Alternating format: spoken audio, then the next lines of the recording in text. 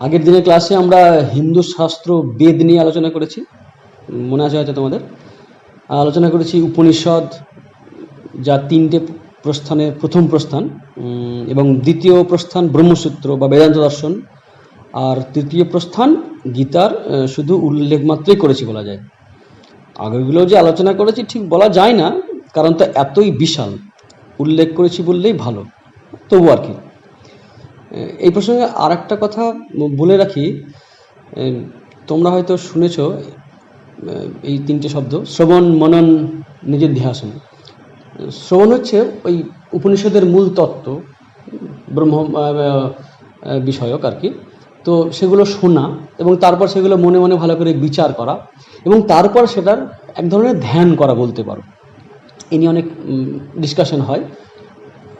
ঠিক যদি এই প্রস্থানত্রয়কে দেখো, দেখবে উপনিষদের কথা পড়ছো বা শুনছো, এবার তারপরে ব্রহ্মসূত্র বা বেদান্ত দর্শনের মাধ্যমে অ্যানালিসিস চলছে ওটাকে। তার মানে কি হচ্ছে, মননের কাজটা হচ্ছে। আর গীতা অর্থাৎ তৃতীয় প্রস্থান, সেটা হচ্ছে ওই মানে লাইফে ইমপ্লিমেন্ট করার জন্য, ওটাকে জীবনে যাতে কাজে লাগে, ওরা অ্যাপ্লিকেশন সাইডটা বলতে পারো, অ্যাসিমিলেশন বলতে পারো। তো এই দিক থেকেও প্রস্থানত্রয়কে দেখা যেতে পারে।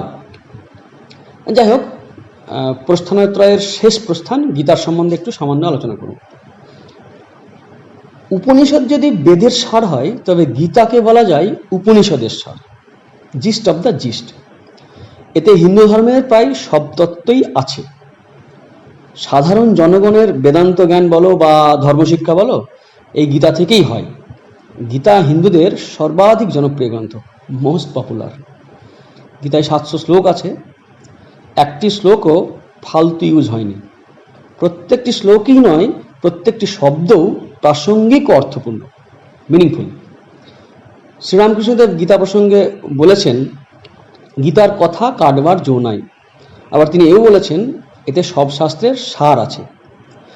অথচ প্রথম প্রথম তুমি হয়তো এতে কোনো রসই পাবে না। চিনতে না পারলে পরশ পাথরও এমনি মামুলি পাথর মনে হয়, আর চিনতে পারলে তাই কিন্তু মহামূল্য রত্ন। তবে চেনার উপায় আছে, আবার মুশকিলও আছে। আমি এখানে গীতা প্রসঙ্গে বলছি। মুশকিল হলো এই, গীতা বুঝতে তুমি কোনো না কোনো ভাষ্য বা টিকার সাহায্য নেবে, আর গীতার শ্লোকগুলির ব্যাখ্যা বা ইন্টারপ্রিটেশন কোনো না কোনো সম্প্রদায়ের প্রতিনিধি বা বিশেষ কোনো মতাদর্শে বিশ্বাসী ব্যক্তি করেছেন। স্বাভাবিকভাবেই তিনি তার বা তাদের মতাদর্শের প্রতি একটু না একটু পক্ষপাতিত্ব করেছেন, ইচ্ছায় বা অনিচ্ছায়। যদিও তারা নিরপেক্ষতার দাবি করে থাকেন, সবাই নাও হতে পারেন, তবে মোস্ট অফ দ্য কেসে। অনেক সময় টেনে বুনে মানে করতে হয়েছে তাদের নিজেদের সম্প্রদায়গুলির পুষ্টির জন্য। শ্লোকগুলো তার রবার নয়, কখনো কখনো ছিঁড়ে যায় মাঝখান থেকে। তাই মাঝে মাঝেই সেই ব্যাখ্যার সাম্প্রদায়িক চরিত্র প্রকাশ পেয়েছে। আমি আগেও বলেছি, আবারও বলছি, কারো সমালোচনা করা কিন্তু আমার উদ্দেশ্য নয়, বাস্তবটা তুলে ধরলাম তোমাদের সুবিধা হবে। একটা ক্রাইটেরিয়া তোমাদের বলি, তাহলে হয়তো অনেকটা এই প্রবলেম থেকে নিজেকে কি বলো সেভ করতে পারবে, মানে সেভ রাখতে পারবে। জগতের সকল মহামানব বা দেবমানব, অথবা এক্ষেত্রে যেমন বলা হয় অবতার পুরুষ, তারা যা প্রচার করেছেন, মনে রেখো তারা সেই অনুসারে জীবনযাপনও করে গেছেন। এখন এই ফর্মুলা তোমরা যদি গীতার ক্ষেত্রে অ্যাপ্লাই করো, তাহলে কি পাবে দেখো। অর্থাৎ বলতে চাইছি, গীতা ভালোভাবে বুঝতে গেলে শ্রীকৃষ্ণের জীবন ও চরিত্র বুঝতে হবে। আবার উল্টোটাও সত্য, তাঁর জীবন ও কর্মধারা বুঝতে গেলে গীতাও ঠিকঠাক বোঝা দরকার। আগেই বলেছি, গীতা উপনিষদের সার। সুতরাং উপনিষদের যা বা বেদান্তের যা মূল বক্তব্য, গীতারও তাই।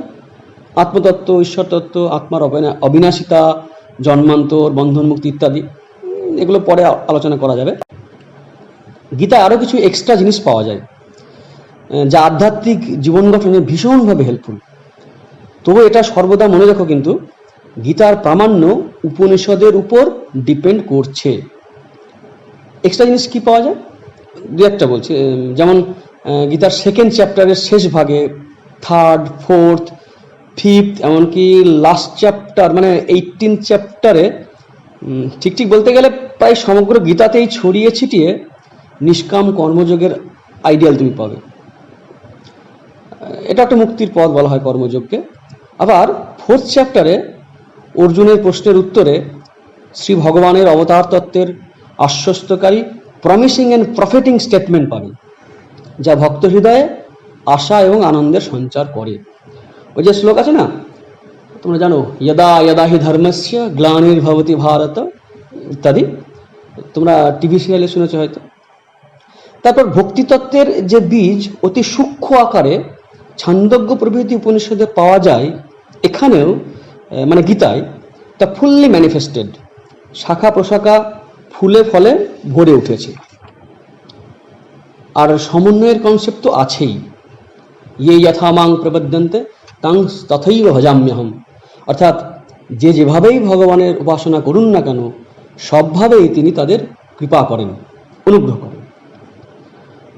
আর শ্রীকৃষ্ণের উদারতা এই 2020 সালেও তা ভাবার বিষয়।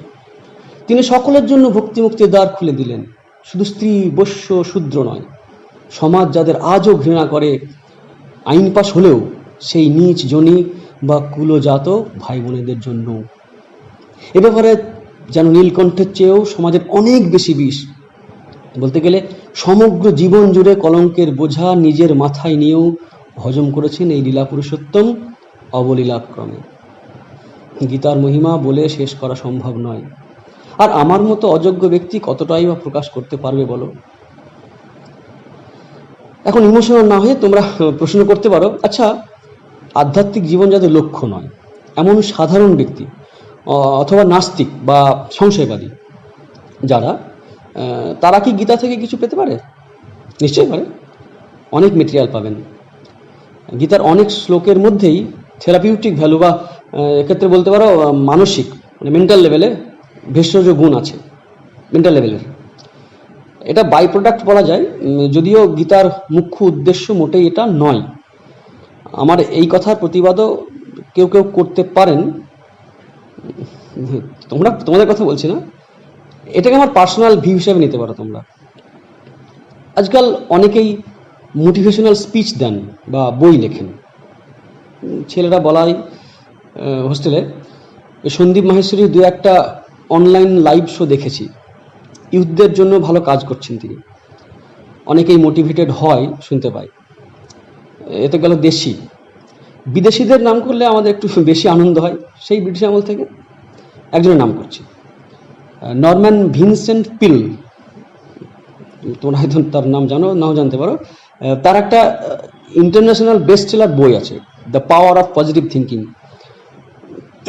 গুগলে যদি সার্চ করে দেখতে পাবে। ওই লেখা করে একটি বই, you can if you think you can. বেশ কিছুদিন আগে একজন টিচার আমাকে দিয়েছিলেন, কিছুটা পড়েও ছিলাম। জাস্ট একটা উদাহরণ দিলাম, এরকম অনেকে আছেন দেখেছি। এনারা নাম করুন বা নাই করুন, অথবা জানুন বা নাই জানুন, অনেক থটস গীতায় আছে। মিস্টার পিলের বইয়ের কথায় ধরো, যেটা একটু পড়েছি বললাম, অনেক লেখায় গীতার শ্লোক ধরে মিলিয়ে দেওয়া যায়। আমি বলতে চাইছি না যে ওনারা গীতা থেকে ওই কনসেপ্ট পেয়েছেন, আমার কথা ভুলভাবে নিও না। আমি যেটা বলতে চাইছি, গীতা এমনই একটা বই যা মডার্ন জেনারেশন বা ইউথের কাছে ঠিক প্রেজেন্ট করলে আজও ইন্সপিরেশনের অফুরন্ত সোর্স হতে পারে। যার দ্বারা অর্জুনই নয়, ভারতের অনেক স্বাধীনতা সংগ্রামী, তা তিনি সশস্ত্র বিপ্লবী হন বা অহিংস আন্দোলনকারী হন, অনেকেই উপকৃত হয়েছেন। ওই যে বলছিলাম এক্সট্রা জিনিসও পাওয়া যায়। তা কেবল আধ্যাত্মিক জীবনের খোরাক নয়, মানসিক এবং সামাজিক জীবনেরও খোরাক যোগাতে পারে। কিন্তু তার কাছে এলে তো, তার মানে কার? গীতার।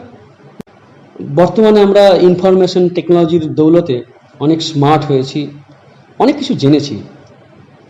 জগতের সব তথ্য জানলেও অন্তর্জগতের রহস্য ভেদ করতে বা জয় করতে আমরা সিংহভাগ মানুষই ব্যর্থ। আজও আমরা এর কাছে পরাজিত আমাদের অনেকের অবস্থা ঘুম ধরা, অথচ দেখতে সুন্দর একটা বিশাল গাছের মতো, যেটা কিনা বাইরে থেকে দেখতে তো দারুণ, কিন্তু একটা ঝড় এলেই কাত। We are not able to withstand shocks of the circumstances. আমাদের মধ্যে লুকিয়ে থাকা নেগেটিভ ইমোশনসকে জয় করতে পারিনি। তাই তথাকথিত শিক্ষায় শিক্ষিত হয়েও জীবনযাপন করছি বিপন্নভাবে অনেকেই। ব্যক্তি জীবনে সুখী নয়। সুখী নয় আমাকে কেন্দ্র করে আমার পরিবার, আমার সমাজ। এর কারণ কি? আমরা উচিত অনুচিত বুঝি না তা তো নয়, সব সময় না হলেও অনেক সময় বুঝি, কিন্তু কর্তব্যটা করতে পারি না। ইনার লাইফকে কন্ট্রোল বা জয় করতে পারছি না তো। আর এই জয় করার কোনো শিক্ষায়, প্রচলিত শিক্ষা ব্যবস্থায় প্রায় নেই। ইমোশনাল এক্সারসাইজ না থাকায় ইমোশনাল লাইফ আজ রুগ্ন, ফাস্টিং করছে যেন। তাই দেখি আর্থিক বা শারীরিক স্বাস্থ্য ভালো হলেও অন্তরে হাহাকার, ডিসস্যাটিসফ্যাকশন অথবা ফ্রাস্ট্রেশন। এই অবস্থা থেকে বেরোবার কিছু প্রচেষ্টা আজকাল দেখা যায় ভ্যালিডিকেশন বা মোটিভেশনাল কোর্সের নামে। মোটিভেশনাল কোর্স তো কিছু বললাম, যে একটা উদাহরণ। আজকাল সরাসরি প্রচলিত কোনো ধর্মগ্রন্থের নাম করা খুব মুশকিল, অথচ ওই বাগানের সবজি একটু আধুনিকতার মশলা মিশিয়ে ফার্স্ট ক্লাস ডিশে বাজারের মাঝখানে দাঁড়িয়ে বিক্রি করলে অনেকেই তা কেনে। এ আমার ব্যক্তিগত অভিজ্ঞতা। জড়বিজ্ঞান আবিষ্কার সর্বজনীন, সায়েন্সের কথা বলছি। সেখানে জাতি, ধর্ম, বর্ণ, এমনকি দেশও দেখা হয় না। উপকৃত হয় সমগ্র মানব সমাজ। কিন্তু বেচারা অন্তর্জীবন গঠনের, ইন্টারনাল লাইফের ইটারনাল ভ্যালুজ বা কখনো কখনো মেন্টাল ক্রাইসিসের অনেক পজিটিভ টিপস এবং তাদের আবিষ্কারকেরা সাম্প্রদায়িক তকমা পায়। কারণ সেগুলো তো লুকিয়ে থাকে কোনো ধর্ম তাড়ালে, ধর্ম তাড়ালে লুকিয়ে থাকে। এই টিচিংস বা টিপসগুলি সাধারণের সম্পত্তি হওয়ার সুযোগই পায় না, কমন প্রপার্টি হয় না। এবার তোমরাই বলো, পরিস্থিতি যখন এই, কোনো নাস্তিক, সংশয়বাদী বা তথাকথিত যুক্তিবাদী গীতা পড়বে? হাতই দেবে না। হিন্দুর ধর্মজীবন কিন্তু কোনো পার্ট টাইম জব নয়, এমনকি 8 ঘন্টার ফুল টাইম জবও নয়, বলতে পারো হোল টাইম জব। আর সেখানে কোনো ছুটি বা লিভের প্রভিশন নেই। এই দুটো সিএল নিয়ে আজ একটু অনৈতিক জীবনযাপন করি বা অধর্মের পথে চলি, সেটা হবে না। তার সমগ্র জীবনকেই মূল উদ্দেশ্যের অভিমুখী করতে হয়, ডাইরেক্টেড টুয়ার্ডস দ্য মেইন গোল। তাই সেখানে এই নৈতিক জীবনই নয়, মানসিক, সামাজিক জীবনের সব অ্যাসপেক্টই ভীষণ ইম্পর্টেন্ট।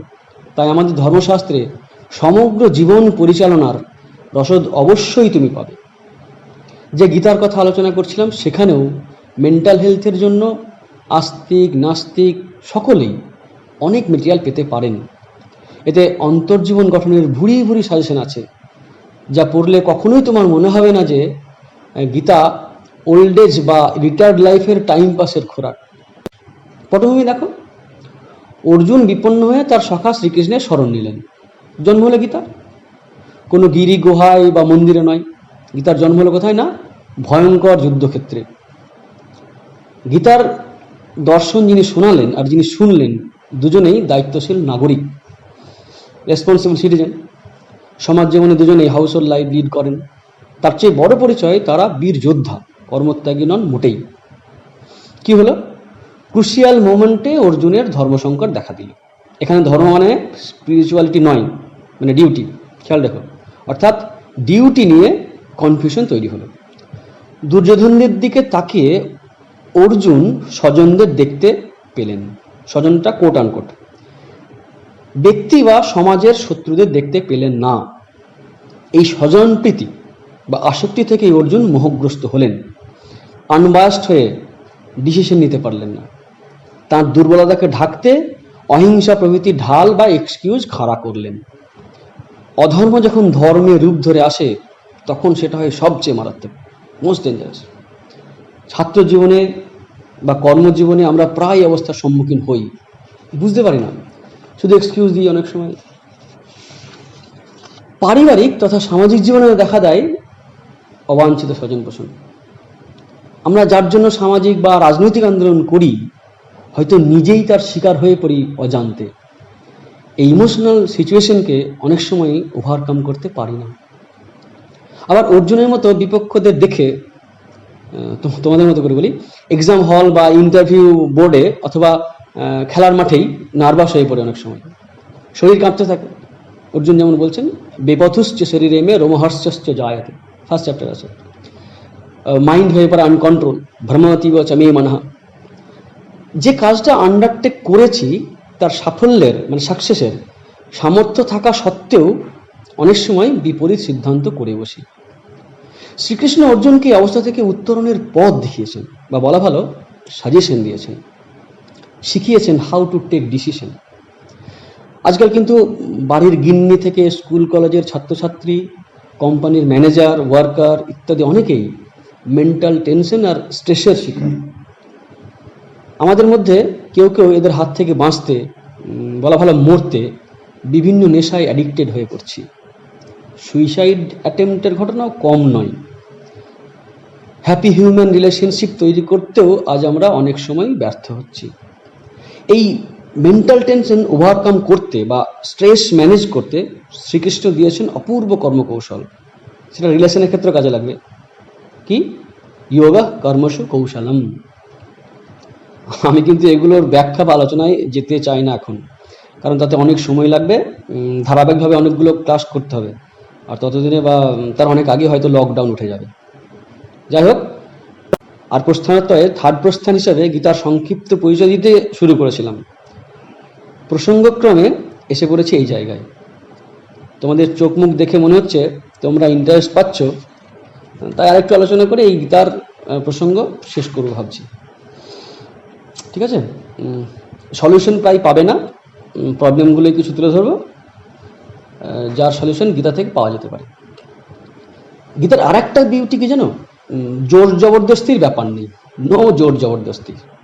একেবারে শেষে 18 চ্যাপ্টারে গিয়ে শ্রীকৃষ্ণ বলছেন, বিনিশ্চয়িতা দশেষণ যথেচ্ছসি তথা কুরু। ভালোভাবে সম্পূর্ণরূপে বিচার করে দেখতে বলছেন। তিনি যে পোস্টগুলো দিয়েছেন, বিনিশ্চয় মানে বিশেষ রূপে বিচার, অশেষণ মানে সম্পূর্ণরূপে, এবং তারপর যা ইচ্ছা তাই করো, যথেচ্ছসি তথা কুরু। অর্জুন প্রশ্ন করছেন, অনিচ্ছা সত্ত্বেও কেন আমরা ভুল পথে যাই? অনিচ্ছন্নপি বার্ষ্ণেয় বলাদিব নিয়োজিত হয় ইত্যাদি। শ্রীকৃষ্ণ তার কারণ এবং সমাধানও বলেছেন। আর এখানে এটা আলোচনা করছি না। আপাত অর্থে এই নিয়ম মানার মাধ্যমেও যে ইচ্ছাশক্তি দৃঢ় হয় তারও ইঙ্গিত দিয়েছেন। কামকারথ অর্থাৎ খেয়াল খুশি মতো চললে যে সাকসেস মানে সিদ্ধিং বা হ্যাপিনেস, সুখম পাওয়া যায় না, সে কথাও বলেছেন। Quality of happiness, intelligence, will পাওয়ার বা ধৃতির কথা বলেছেন 3 গুণ অনুসারে, সত্য, রজ, তম। এগুলো জানা ভীষণই দরকার, তাতে আমাদের কে কী অবস্থায় আছি, মানসিক বা শারীরিক কোন লেভেলে, সেই অনুসারে কাজ করতে, লাইফ কন্ট্রোল করতে, ম্যানেজ করতে খুব সুবিধা হবে। এই সত্য, রজ, তম 3 গুণ গীতায় আছে। যাই হোক, সাত্ত্বিক ধৃতির অভাবে বা বলতে পারো এই স্ট্রং উইল পাওয়ারের অভাবে আমরা ভালো মন্দ বিচার করতে পারলেও ভালোটা করে উঠতে বা খারাপটা ছাড়তে পারি না। আছে কনসেন্ট্রেশনের প্রসঙ্গও। চোর থেকে সাধু সকলেরই যেটা কমন প্রবলেম। সাধু অর্থে বিগিনারদের কথা বলছি। ও অর্জুন বলছে, চঞ্চল মনকে কন্ট্রোল করা হাতের মুঠোয় বায়ু ধরার মতোই সুদুষ্করম। শ্রীকৃষ্ণ তা মেনে নিয়েও কন্ট্রোল করার উজ্জ্বল সম্ভাবনার কথা শুনিয়েছেন। শুধু তাই নয়, মেথডও বলেছেন। এই বিষয়টা গীতার রেফারেন্স তুলে খুবই সামান্য একটু আলোচনা করছি বা হিন্টস দিচ্ছি, না সবগুলো আলোচনা সম্ভব নয়। What is concentration? এর ডেফিনেশন কি হতে পারে? র্যাঞ্চোর মধ্যে উত্তর দেওয়া দরকার, তাই না? র্যাঞ্চো, হ্যাঁ হ্যাঁ ঠিক ঠিক ধরেছ, 3 ইডিয়টস। তাতে তোমাদের মতলব সমাজ মে আ যায়গা। প্র্যাকটিক্যালি কি হয়, আমাদের মন ভীষণ ফ্ল্যাকচুয়েট করে, হয় অতীত না হয় ভবিষ্যতে সে মগ্ন থাকে। কবি সুরেন্দ্রনাথ মজুমদার একটি কবিতায় আমাদের মনের একটি দারুণ ছবি এঁকেছেন। যত সুখ কল্পনায়, যত দুঃখ আশঙ্কায়, কার্যকালে না হয় তেমন, চিরদিন ভাবি ব্যগ্র মানবের মন। বুঝতে পারলে? আলোচনা দীর্ঘ না করে বলতে পারি এটাই হলো ল্যাক অফ কনসেন্ট্রেশনের মূল কারণ। তাহলে কনসেন্ট্রেশনের ডেফিনিশন কি হতে পারে? Keeping the mind at present is called concentration. এটা টেকনিক্যাল ডেফিনিশন নয়, বর্তমানে মনটাকে রাখা, মনোযোগ, কনসেন্ট্রেশন। যোগ বা ধ্যানের ব্যাপারে ডিসকাস করতে গিয়ে 6 চ্যাপ্টারের শুরুতে শ্রীকৃষ্ণ অর্জুনকে এই প্রসঙ্গে বললেন, জাস্ট ফ্রি স্টাইলে আমার মতো করে বলছি, কি বললেন? প্রথমে হাতের কাছে যে কাজ আছে তাই ভালোভাবে মন দিয়ে করার চেষ্টা করো। That is the beginning or first step বা স্টেজ। আরুরক্ষর মুনের যোগং কর্ম কারণমুচ্যতে। অর্থাৎ যিনি মনোযোগের সাধনায় বা যোগের সাধনায় সাকসেস পেতে চান তাকে প্রথমে সমস্ত মন দিয়ে উপস্থিত কাজটা করতে হবে, ওয়ার্ক অ্যাট হ্যান্ড। তা না করে প্রথমেই চঞ্চল মন নিয়ে ঘরে বসে কনসেন্ট্রেশন বা মেডিটেশন প্র্যাকটিস করতে গেলে দেখতে পাবে মনের মধ্যেই বিগ মার্কেট, অথবা হাওড়া স্টেশনের প্ল্যাটফর্মে যেন দাঁড়িয়ে আছো। যাই হোক, কনসেন্ট্রেশন নিয়ে একটু বলা হলো, কিছুই বলা হলো না, বুঝলেন? অর্জুনকে বিশ্বরূপ দেখানোর পরেও শ্রীকৃষ্ণ বলছেন একদম একাদশ অধ্যায়ে 11 চ্যাপ্টারে গিয়ে, যেখানে বিশ্বরূপ টিভিতে দেখেছো, তস্মাৎ তমুত্তিষ্ঠ যশো লবস্য জিত্বা শত্রুন ভুংস রাজ্যং সমৃদ্ধম। অর্থাৎ অর্জুনকে কাপুরুষের মতো গান্ডীব ছেড়ে বসে না থেকে যুদ্ধ জয়ের জন্য উঠতে বলছেন, নামযশ অর্জন করতে এবং সমৃদ্ধিশালী রাজ্য ভোগ করতেও সরাসরি নির্দেশ দিচ্ছেন। তিনি তো সন্ন্যাসী নন, শ্রীকৃষ্ণ নন, অর্জুন নন। শ্রীকৃষ্ণ ধর্ম সংস্থাপনের জন্য এসে অর্জুনকে নিশ্চয় অধর্ম করতে বা হিউম্যান ভ্যালুস নষ্ট করতে বলবেন না। অর্থাৎ নামযশ কামানো বা রাজ্যভোগ অধর্মের মধ্যে পড়ে না। অসত্য, অন্যায়, অত্যাচার, শোষণ, চুরি প্রভৃতি অধর্ম। তাই ধর্মের অভাব ঘটলেই পরিবার ব্যবস্থা, সমাজ ব্যবস্থা ভেঙে পড়ে। আমরা কেউই চাই না যে আমাকে কেউ মিথ্যা বলুক বা ঠকিয়ে নেবে, যদিও আমরা অন্যের সঙ্গে আচরণে সেটা অনেক সময় করে থাকি। শুধুমাত্র সত্যরূপ এই গুণটি, যেটার কথা বলছি, বা এই মূল্যবোধটি যদি সমাজ থেকে চলে যায়, তাহলেও সমাজ ব্যবস্থা ধীরে ধীরে ভেঙে পড়তে বাধ্য। তাই তো? ভালো করে ভেবে দেখলে বুঝতে পারবে। কারণ পারস্পরিক সম্পর্কও বিশ্বাসের উপর দাঁড়িয়ে, যার আধার হলো এই সত্য। তোমাদের জাস্ট কিছু উদাহরণ দিলাম, এরকমই অনেক বিষয় আছে যা একজন নাস্তিকও তার জীবনের সমস্যার সমাধানে কাজে লাগাতে পারেন, আবার নাও পারেন। মে নট, তাই তো? এখন গীতার আলোচনা এই পর্যন্তই থাক, ভবিষ্যতে আবার দেখা যাবে। তোমরা তো এই ক্লাসে অনেক কিছুই শুনলে। এখন বলো, গীতা কি সেই জিনিস যা লাল শালু জড়িয়ে ফুলচন্দন দিয়ে লক্ষ্মীর ঝাঁপির পাশে রেখে দেওয়ার মতো কিছু? না ছাত্র থেকে শিক্ষক, শ্রমিক থেকে মালিক, গৃহিণী থেকে গৃহকর্তা, নাগরিক থেকে দেশের কর্ণধার, সকলেরই কাছে প্র্যাকটিক্যাল বেদান্তের হ্যান্ডবুক হওয়ার যোগ্য হতে পারে না? প্র্যাকটিক্যাল বেদান্তের বা প্র্যাকটিক্যাল হিন্দুইজমের হ্যান্ডবুক। এই বিচার করবে তোমরা, আর একজন করবে, সময়, টাইম। শৃণ্বন্তু বিশ্বে অমৃতস্য পুত্রাঃ আয়েধামানি দিব্যানি তস্তু বেদাহমেতং পুরুষং মহান্তং আদিত্যবর্ণং তমসা পরস্তাৎ ত্বমেব বিদিত্বাতি মৃত্যুমেতি নান্যঃ পন্থা विद्यते अयनाय नान्यः पन्था विद्यते अयनाय नान्यः पन्था विद्यते अयत्